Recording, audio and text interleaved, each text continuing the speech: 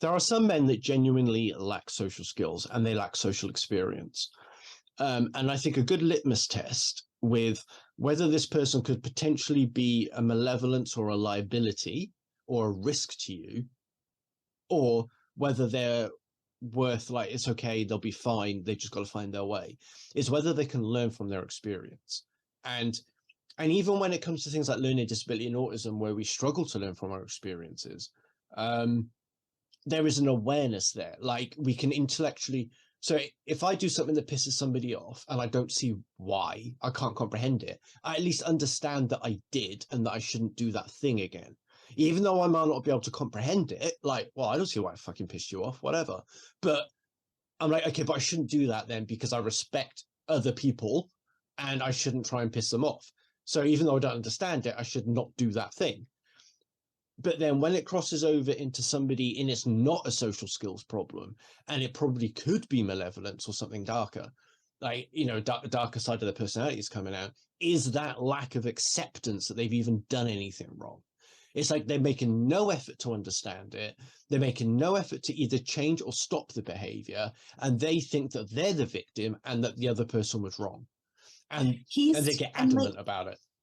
Well, and even just, like, I'm still stuck on him using porn as his justification for, like, and like you said, there's not everybody who, you know, plays Call of Duty thinks that they're an expert sniper, but this guy has watched porn and convinced himself. He is of that small minority who has convinced himself that, yeah, that's exactly what women want. Yeah. And like, he doesn't, like, it's, the whole thing is catering to the fantasies, as she said, of the viewer.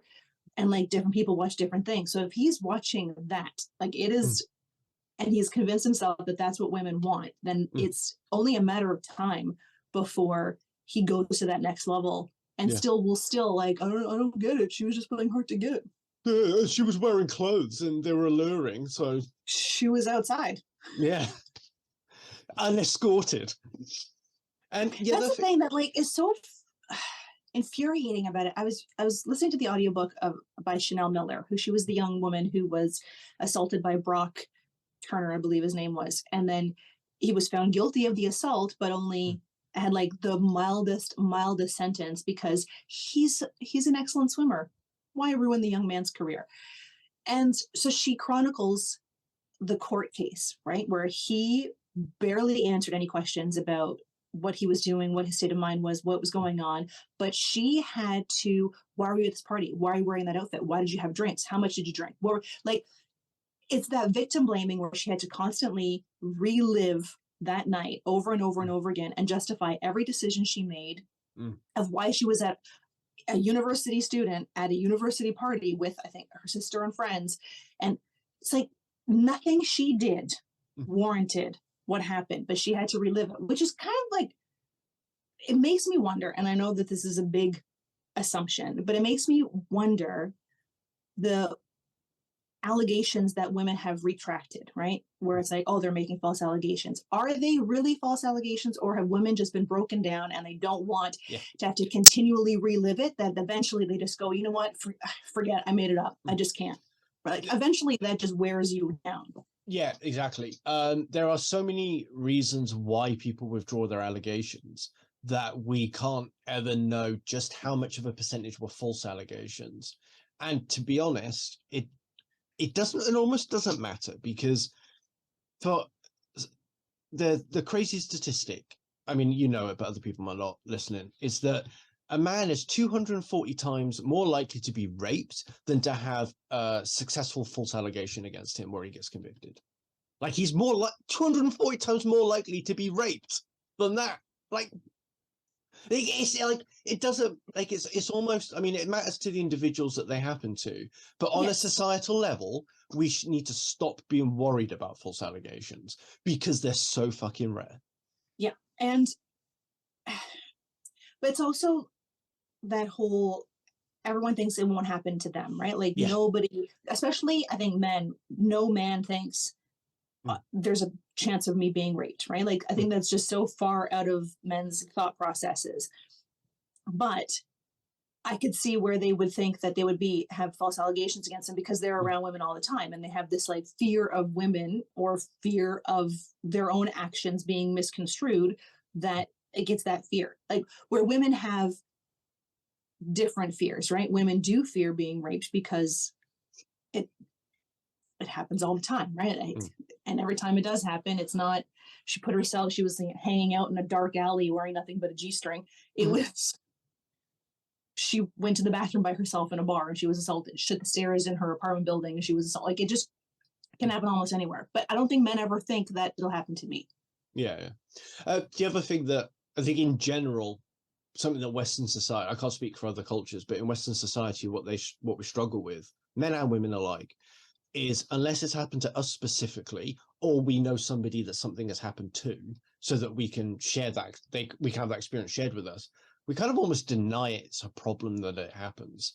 And I think that's why a lot of these people get away with things, is because people can't, like, they have trouble understanding and comprehending that some people are just bad and that people do lie. Like, we're intellectually aware that people lie all the time, but if the amount of times that someone gets away with, oh, I'm a nice guy, but then they'll do loads of nefarious shit behind closed doors that no one knows about, and then it comes out like, oh, but they said you were a nice guy. What, you fucking believed them? Like, And that's the thing, like everybody tries to put people into boxes of good and bad. Everybody yeah. has good in them and everybody has bad in them. Everybody has the potential for both. And doing one bad thing doesn't mean you're not a good person. Just like doing one good thing doesn't mean you're not a bad person. Like you do good things, you do bad things, but that doesn't define who you are. But there are some people where the scales tip a little bit more to the bad things than the good.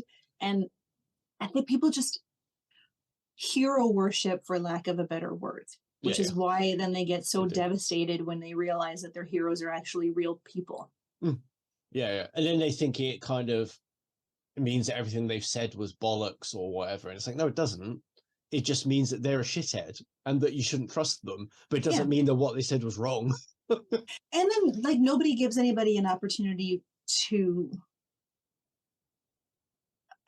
what's the word I'm looking for? Starts with an R. The redemption? Yes. Redeem themselves? Yeah. Because it's like they make that mistake once and then they are forever painted as that person. Like there's never any opportunity for them to grow and learn from that experience and move forward and make them a better person. None of that. Like that guy we talked about a couple weeks ago who was perpetrator of a school shooting. Yeah. And then was attacked by swords when he was working at a homeless shelter. And people were still like, that happened a long time ago. Yes, it was a terrible thing that he did. He has grown from that. He's learned from that. He's used that to help police departments. So he has taken some corrective steps. But the comments are still like, karma, you deserve it. It's like, which is, no one deserves it. But it's also like, when you look at like prison systems in the United States, right? Like they're not geared towards rehabilitation. Yes. And whereas like, I think it's Brazil. It's a whatever country, a country has programs for like, if you read 12 books a year, write a report on these books, educate yourself, then you can reduce your prison sentence by a few months, because they are trying to rehabilitate and reintegrate people back into society. Where in an entire country that doesn't believe people can change, how do you expect your prison system to do anything to rehabilitate people? Yeah, I think it's Sweden or Norway. They have one where men who are lifers, like they've been in prison 20, 30 years, when they get into the end of their sentence, they put them into like a little community with the other lifers, and they get like their own little flat and they have like an allotment and stuff, so they can start learning how to reintegrate, so that when they leave prison, they're not just going to go back out into the world with all their prison skills they've got and all the other nefarious shit they did inside. They start trying to rehumanize them. So it's like, okay, big life change coming. You've been in prison for 25 years. You need to learn how to be a human again. And they kind of teach them how to do that. And then they start, basically it's a way of providing evidence that you can be reintegrated back into society. Nice. And people totally misunderstand it. They think they're like all these headlines about it being like a holiday ranch and shit like that. And it's like, no, you're missing the fucking point. But I think people who think that compare it to their, like, I think it was a Swedish or it was a Nordic country. They were showing their prison Hmm. cells, and their prison cells were like nicer than my niece's dorm room.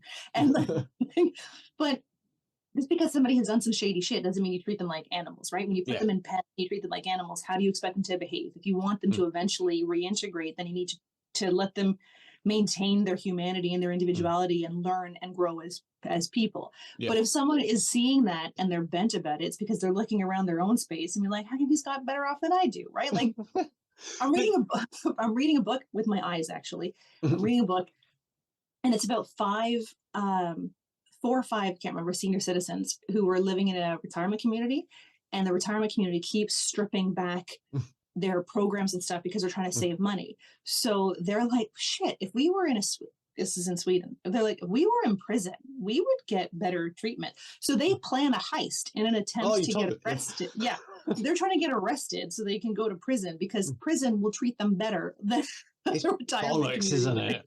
It's awful. Actually, there's a lot of stuff in the UK where there's care homes run by factory owners. Okay, so these are like factory moguls, and then the care sector is such a cash cow for them, and they will just drain the resources out of it, overwork the staff, give a shit quality of life to the residents there. Like these are people, not just elderly, but forensics people, forensic risks, learning disabled people, all sorts of problems. And they'll just extract the most amount of resources they can because it's all paid for by the government through our tax money. And there's no competition for them because no one else is providing it, or very few people are. So they're able to set up these giant, basically residential care homes and just completely exploit everybody involved. And no one's fucking talking about it. Pisses me off. It's They like get a away friend of with mine now is trying to find a care home for her mother. Mm. And she was, if they go to like the government funded ones, they are underfunded and you get the quality of care is terrible. But then if you go to a private one, you're not guaranteed a better quality of care, and they're robbing you blind because it costs an absolute fortune to put someone in there. Mm. And so like there's Yeah. not that balance of finding a place that's going to treat your loved one well for Yeah. a reasonable amount of money. Exactly.